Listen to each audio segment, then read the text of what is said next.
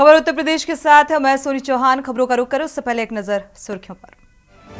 Badaun double murder case में दूसरे आरोपी की गिरफ्तारी। पुलिस ने आरोपी के पिता को हिरासत में लिया। बदायूं कांड पर अखिलेश यादव का बड़ा बयान। बदायूं में हत्या आरोपी के एनकाउंटर पर उठाए सवाल। बोले एनकाउंटर से नाकामी नहीं छिपती। बदायूं में पीड़ित परिवार से मिलने पहुंचे बीजेपी सांसद संघमित्रा। सपा नेता शिवपाल पर बोला हमला, कहा साजिश में हो सकता है शिवपाल का हाथ। पीलीभीत से वरुण गांधी का चुनाव लड़ना लगभग तय। निजी सचिव ने खरीदा नामांकन पत्र, अभी तक नाम नहीं हुआ फाइनल। लोकसभा चुनाव से पहले बीएसपी को झटका। सांसद दानिश अली बीएसपी छोड़ कांग्रेस में शामिल। अमरोहा से दानिश अली लड़ेंगे चुनाव। और प्रयागराज में डबल मर्डर से हड़कंप। 4 और 6 साल के बच्चों की पीट कर हत्या। भाभी से झगड़ा होने पर बुआ ने भतीजों को उतारा मौत के घाट। आप देख रहे हैं के न्यूज, खबरों का सारथी। और इस बीच बड़ी खबर सामने आ रही है। बदायूं एनकाउंटर में जांच के आदेश जारी कर दिए गए हैं। डीएम ने जांच के आदेश दिए हैं। मजिस्ट्रियल जांच के आदेश दिए गए हैं। आरोपी का पुलिस ने एनकाउंटर किया था और डीएम ने जांच के आदेश दिए हैं। तो इस मामले को लेकर गहनता से जांच पड़ताल।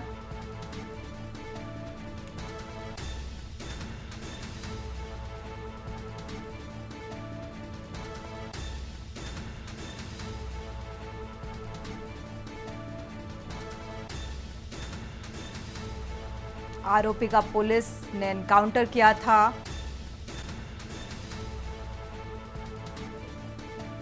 डीएम ने मजिस्ट्रियल जांच के आदेश दिए हैं कि लगातार बदायूं एनकाउंटर में जांच के आदेश जारी किए गए हैं। फिलहाल जांच पड़ताल में क्या कुछ निकलकर सामने आता है, ये फिलहाल देखना होगा।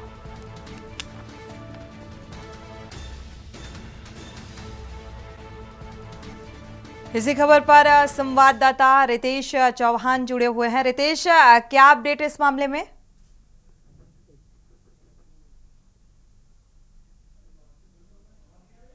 रितेश, आपको आवाज मिल पा रही है?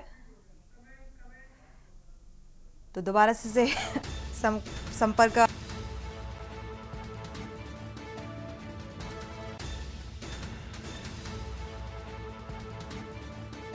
मामले को लेकर जांच के आदेश दिए हैं। बदायूं एनकाउंटर में ये मजिस्ट्रियल जांच के आदेश दिए गए हैं और इस मामले को लेकर जांच पड़ताल जारी। जांच में क्या कुछ निकलकर सामने आता है,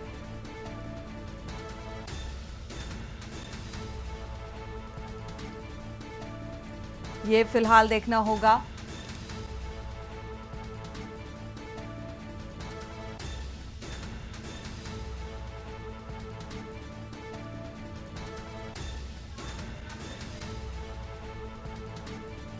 जिलाधिकारी ने आदेश दिए हैं। इसी खबर पर संवाददाता रितेश चौहान जुड़े हुए हैं। रितेश, क्या अपडेट इस मामले में? देखिए, बिल्कुल मैं आपको बता दूं, ये पूरा मामला जो है सिविल लाइन थाना क्षेत्र का था। पुलिस चौकी जो मंडी है उससे चंद कदम दूरी पर ये निर्मम हत्या की गई थी और मामले में एक आरोपी का एनकाउंटर किया गया है। वहीं दूसरा आरोपी जो जावेद था वो फरार चल रहा है। लगातार पुलिस टीमें लगा दी गई है और अभी शाम के वक्त में डीएम ने आदेश किया मजिस्ट्रियल जो जांच है वो की जाएगी और कई टीमें लगातार दौरा कर रही हैं, लगातार तलाश कर रही हैं। दूसरा जो आरोपी है उसको गिरफ्तार करने के लिए लगातार दबिश की जा रही है। वहीं अगर पूरे मामले में कार्रवाई की बात की जाए तो आरोपी के पिता को गिरफ्तार किया गया है, चाचा को भी गिरफ्तार किया गया है और कुछ ही समय पहले हम आरोपी के घर पर गए थे। आरोपी की मां से बात की तो आरोपी की मां का साफ कहना है अगर उसने गलत किया है तो उसके साथ भी सही हुआ है। जी, आरोपी के परिजनों का भी यही मानना है और फिलहाल अब जांच इस मामले को लेकर गहनता से शुरू हो चुकी है। रितेश, जांच की बात करें तो डीएम ने साफ को निर्देश दिए हैं जांच के लिए। जांच में तेजी लाई जाएगी। मजिस्ट्रेट जो जांच है वो जांच शुरू कर दी गई है और अन्य एजेंसी जो भी है, फोरेंसिक टीम वगैरह, अन्य जो विभाग हैं वो भी जांच कर रहे हैं। लगातार जांच में तेजी बढ़ाई जा रही है और संबंधित अधिकारियों ने भी निर्देश दिए हैं कि जांच में तेजी लाई जाए और जो आरोपी जावेद फरार है उसको तत्काल रूप से गिरफ्तार करने के लिए लगातार टीमें दबिश दे रही हैं। और उसमें परिवारजनों को, एक चाचा हैं उसके, आरोपी जो जावेद है, आरोपी जावेद के चाचा को गिरफ्तार किया गया है और पुलिस ने पिता को गिरफ्तार किया है। हालांकि ये गिरफ्तारियां सुबह ही हो चुकी थी और कल जब आगजनी की गई थी तो मौके पर एडीसी, आईसी कमिश्नर समेत आला अधिकारी आए थे। उन्होंने हालात को सुधारा है और मौके पर शांति व्यवस्था कायम है। और अगर परिजनों की बात की जाए तो परिजनों का यही कहना है कि जावेद जो आरोपी फरार है उसका भी एनकाउंटर किया जाए, तभी हमें न्याय मिलेगा। जी शुक्रिया इस तमाम जानकारी को साझा करने के लिए। तो आरोपियों को लेकर ये गहनता से जांच पड़ताल की शुरुआत कर दी गई है। फिलहाल आरोपी जो है इसको लेकर मजिस्ट्रियल जांच के आदेश डीएम ने दिए हैं।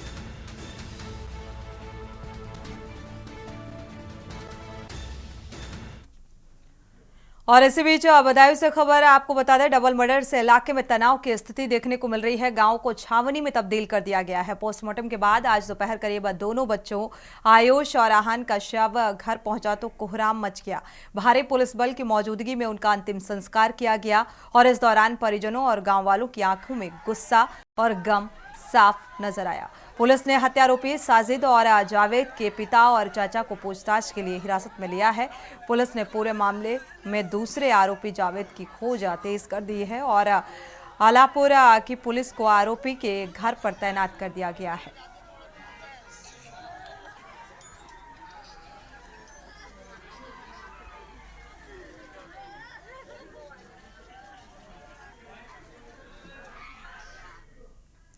बढ़ते आगे, उत्तर प्रदेश के बदायूं में डबल मर्डर मामले को लेकर अब तक राजनीतिक हलचल भी तेज हो रही है। बुधवार को बीजेपी सांसद संघमित्रा ने पीड़िता परिवार से मुलाकात की और बच्चों की मां को सांत्वना दी और साथ ही संघमित्रा मौर्य के साथ साथ राज्यमंत्री गुलाब देवी भी पहुंची।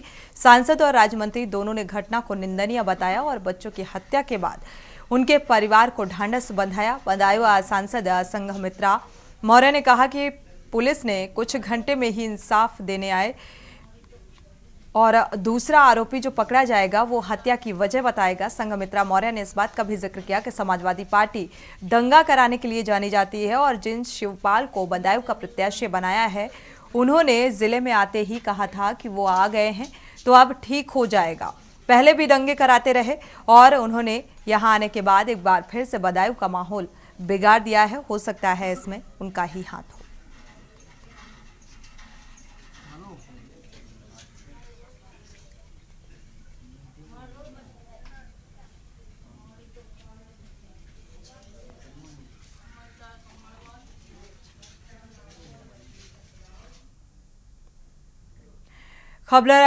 खबर लखनऊ से है, जहां पर लोकसभा चुनाव के ऐलान के बाद सियासी दलों के नेताओं का दल बदलने का खेल जारी है। बुधवार को बीजेपी और बीएसपी के कई नेताओं समेत दूसरे दलों के भी नेताओं ने सपा कार्यालय में पार्टी की सदस्यता ली और अखिलेश यादव की मौजूदगी में बड़ी संख्या में नेता सपा में शामिल हुए। और ज्वाइन करने वाले नेताओं में बीजेपी नेता संजीवा कठेरिया, रामवीर कठेरिया, हुकुम सिंह शाक्य और अनिल कठेरिया, अखिलेश कठेरिया, जयनारायण गुप्ता, नरेंद्र शर्मा समेत तमाम कई भाजपा के नेता ने सपा की सदस्यता ली। और शोषित समाज पार्टी के राजकुमार गौतम अपने तमाम समर्थकों के साथ अपना पूरा समर्थन इंडिया गठबंधन को दिया। साथ ही भारतीय समाज के राष्ट्रीय अध्यक्ष नारायण राजभर ने अपने हजारों समर्थकों के साथ सपा को अपना समर्थन दिया।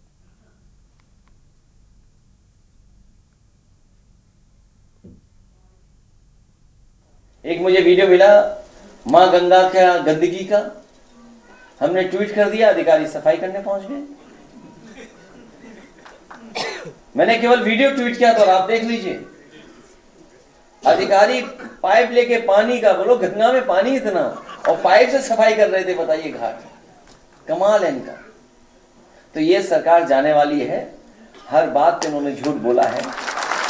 यहाँ ये अखबार के लोग हैं, ये गोमती की फोटो छापते हैं आप। आज भी कुछ अखबारों में तस्वीर छपी है गोमती के, 3000 करोड़ रुपए खर्च हुआ है। सोचिए आप, 3000 करोड़ रुपए खर्च हुआ गोमती की सफाई में अभी तक, और गोमती का नाला बह रही है। ये यमुना के किनारे वाले लोग भी बैठे हैं यहाँ पर। ये अभी गर्मियां आएंगी, आप देखना यमुना सूख जाएगी।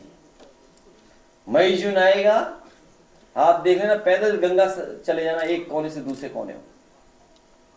कौन जिम्मेदार है नदियों की बर्बादी के लिए? यही बीजेपी के लोग।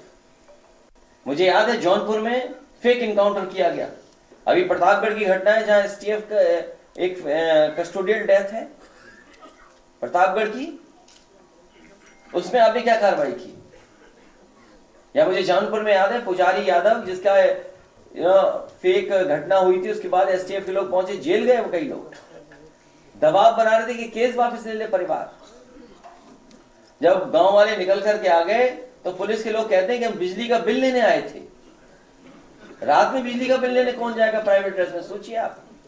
ये जो इलेक्ट्रोल बॉन्ड वाले पकड़े गए, ये तो छोटी चोरी बता रहे हो आप। ये चंदा वाली वसूली, चंदा नहीं है वो, याद रखना, ये चंदा शब्द गलत बोल रहे हैं आप। वो चंदा नहीं है, वो वसूली है। आय दोगुनी हुई नहीं, स्मार्ट सिटी बनी नहीं, क्या इंफ्रास्ट्रक्चर में काम हुआ है, बिजली महंगी, सब कुछ महंगा, और हिसाब किताब लगा लो तो बताओ 10 साल में नमक कितना महंगा हुआ। और इन्हीं की सरकार में एनसीआरबी का आंकड़ा कहता है 1 लाख किसान ने आत्महत्या की है। 1 लाख किसान ने, क्या आप कल्पना कर सकते हैं 1 लाख किसान इस देश का आत्महत्या कर ले? नौजवान आत्महत्या कर रहे हैं, पेपर नहीं लिख पाए, परीक्षा कैंसिल हो गई, आत्महत्या कर ली, डिग्री जला करके चले गए, कहा कि इस डिग्री से मुझे कोई नौकरी नहीं मिलने वाली है, माँ बाप को माफी मांग के चले गए। सोचिए आप। तो इलेक्ट्रोल बॉन्ड और सब कुछ फेक इनकाउंटर, सब कुछ महंगा हो चुका है। इन तमाम मुद्दों को लेकर बीजेपी पर निशाना साधते नजर आए सपा सुप्रीमो। बढ़ते आगे, उत्तर प्रदेश की पीलीभीत लोकसभा सीट पर अभी तक भारतीय जनता पार्टी और समाजवादी पार्टी ने प्रत्याशी का ऐलान नहीं किया है। बीजेपी से वरुण गांधी के प्रत्याशी बनने पर संशय बरकरार है और इसी बीच उन्होंने जिला निर्वाचन अधिकारी से कार्यालय से नामांकन पत्र खरीद लिया है। ऐसे में माना यह जा रहा है कि बीजेपी टिकट दे या न दे, लेकिन वरुण गांधी का पीलीभीत से चुनाव लड़ना लगभग तय है। नामांकन के आज पहले दिन वरुण गांधी के निजी सचिव ने 4 सेटों में नामांकन पत्र पीलीभीत लोकसभा सीट के लिए खरीदा और दावा है कि वरुण गांधी ने अपना मन पीलीभीत से ही चुनाव लड़ने का बना लिया है। और इसके साथ ही बीजेपी के लिए यह चुनौती भी है कि अगर बीजेपी किसी अन्य को पीलीभीत से टिकट देती है तो बीजेपी उम्मीदवार के सामने वरुण गांधी चुनावी मैदान में होंगे।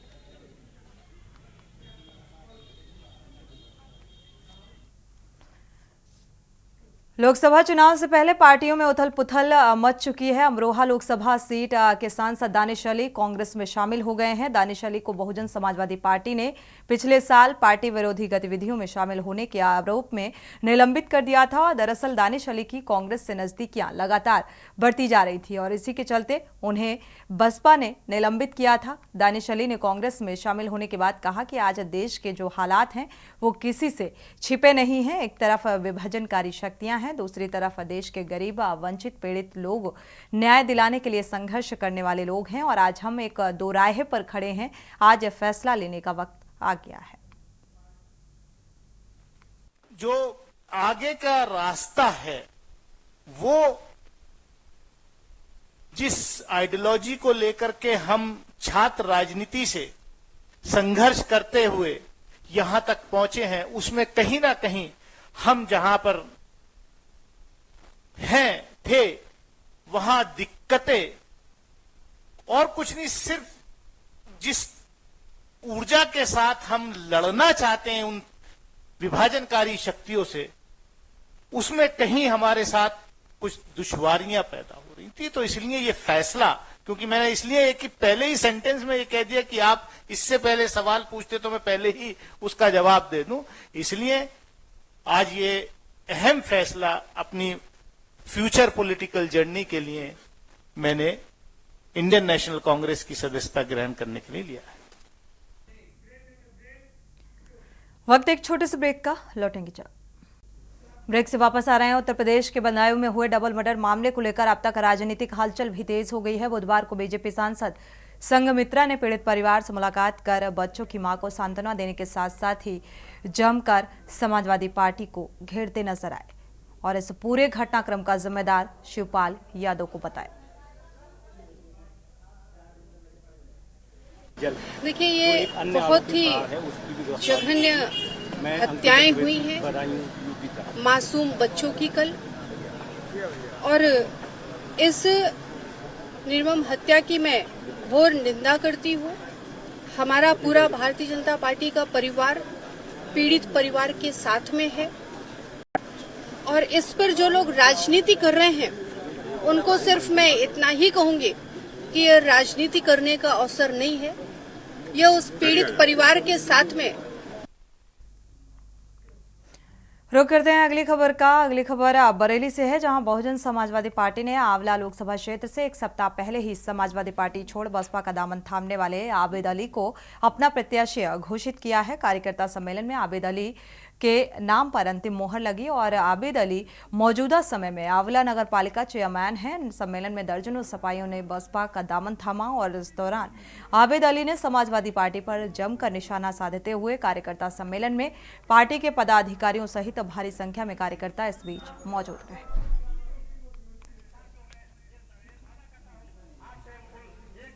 देखिए, हमारी नेता बहुजन समाज पार्टी की राष्ट्रीय अध्यक्ष बहन कुमारी मायावती जी, हमारी नेता बहुजन समाज पार्टी की राष्ट्रीय अध्यक्ष बहन कुमारी मायावती जी, चाहे वो दलित समाज हो, चाहे मुस्लिम समाज हो, चाहे बैकवर्ड समाज हो, चाहे अपर कास्ट समाज हो, सभी समाजों को साथ कर लोकसभा चुनाव हो, कोई भी चुनाव हो, हर समाज को सम्मान देने का काम करती है। और बहुजन समाज पार्टी को आप लोगों ने पहले भी देखा कि भाईचारे पे काम करती है। इसलिए बहुजन समाज पार्टी की नेता ने लोकसभा चुनाव में सभी समाजों को सम्मान दिया है।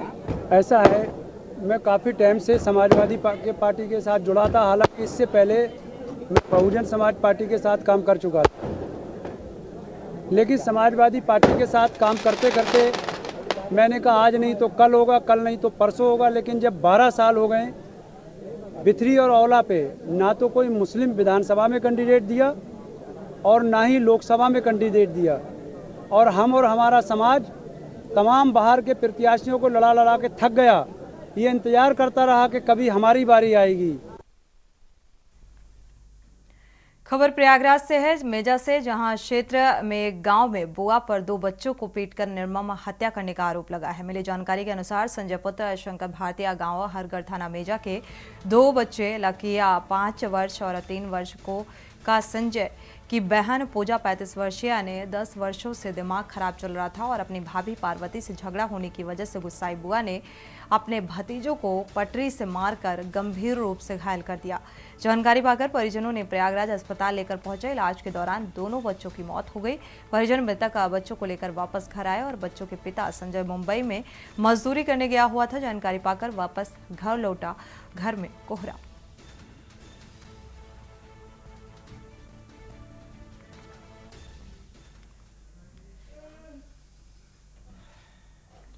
उत्तर प्रदेश के बाराबंकी जिले में एक विधवा महिला ने पुलिस पर सवाल उठाए हैं। महिला का आरोप है कि उसका दबंग देवर उसके मकान में कब्जा कर रहा है। महिला ने इसकी कई बार शिकायत भी की, लेकिन पुलिस ने इस मामले में कोई कार्रवाई नहीं की। महिला ने बताया कि उसके पति की मौत के बाद उसका देवर उसके घर पर कब्जाना चाहता है और आए दिन गुंडे लेकर उसके घर पहुंचता है और किराएदारों को डरा धमका कर घर खाली करवाता है। महिला की शिकायत पर जब स्थानीय सफदरगंज पुलिस ने कोई कार्रवाई नहीं की तो परेशान विधवा महिला ने इसकी शिकायत पुलिस अधीक्षक से की और पुलिस अधीक्षक ने महिला को जांच के बाद कार्रवाई का आश्वासन दिया है। मेरी शादी हसन इलाके से पीरगांव में हुई है और मेरे शौहर का इंतकाल हो गया है 2 साल पहले हार्ट अटैक से। और मेरा देवर जो मेरी पुश्तैनी जमीन वैसे थाना सफदरगंज के अंतर्गत थी, वहाँ पे मेरा पुश्तैनी घर है, उस पर मेरे देवर सही दिनावत ने जबरदस्ती कब्जा कर लिया है 10-20 गुंडों के साथ मिलकर। क्या उनका हिस्से में क्या सही जमीन किससे नहीं मिल गया? नहीं, वो अपने हिस्से की जमीन बंटवारा मेरे शहर के सामने भी रह चुकी थी, बंटवारा करके अपनी जमीन बेच चुके हैं और मेरी जमीन के एग्रीमेंट 2016 में कर दिया था, जिसका हमें जानकारी में नहीं था। अब इन्होंने इस पर भी कब्जा कर लिया है। इसकी शिकायत आप इससे पहले कही थी? हम 3 महीने से थाना सफदरगंज एडिशनल एसपी के यहाँ सब जगह एप्लीकेशन दे चुके हैं, कहीं भी कोई कार्रवाई नहीं हो रही थी। आज हम एसपी साहब के सामने पेश हुए हैं, तो उन्होंने आश्वासन दिया है कि हम जांच करके कार्रवाई करेंगे।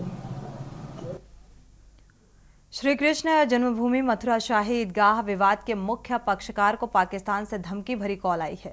धमकी देने वाले शख्स ने खुद को आतंकी संगठन का एजेंट बताते हुए आशुतोष पांडे को धमकी दी और धमकी में कहा गया कि अगर 3 दिन में केस वापस नहीं लिया गया तो बम से उड़ा दिया जाएगा। आशुतोष पांडे के मुताबिक धमकी देने वाले पाकिस्तानी ने देश विरोधी नारे और प्रधानमंत्री नरेंद्र मोदी पर अभद्र टिप्पणी भी की। पक्षकार आशुतोष पांडे के मोबाइल फोन पर धमकी भरे कॉल उस वक्त आई जब मंगलवार की देर रात इलाहाबाद हाईकोर्ट से पैरवी कर वापस मथुरा के लिए निकले थे। जैसे ही कौशाम्बी क्षेत्र में पहुंचे उन्हें फोन पर धमकी मिली और हिंदू पक्ष के मुख्य वादी हैं आशुतोष पांडे सीधे सैनी कोतवाली पहुंचे और पुलिस को इस बात की तहरीर दी। हालांकि एफआईआर दर्ज कर ली गई है। पुलिस ने धमकी देने वाले के खिलाफ आईपीसी की धारा 504 और 507 के तहत मुकदमा दर्ज कर लिया है। जांच शुरू कर दी गई है। देखिए, थाना पश्चिम सरिया के ग्राम देवरी में 13/14 मार्च की रात में रामसूरत नाम के एक 55 वर्षीय युवक की हत्या की गई थी। उसके चेहरे पर धारदार और कुंद हथियारों से हमला किया गया था। घटना के अनावरण के लिए कई टीमें लगी हुई थी और जिन लोगों की नामजदगी एफआईआर में की गई थी उनसे पूछ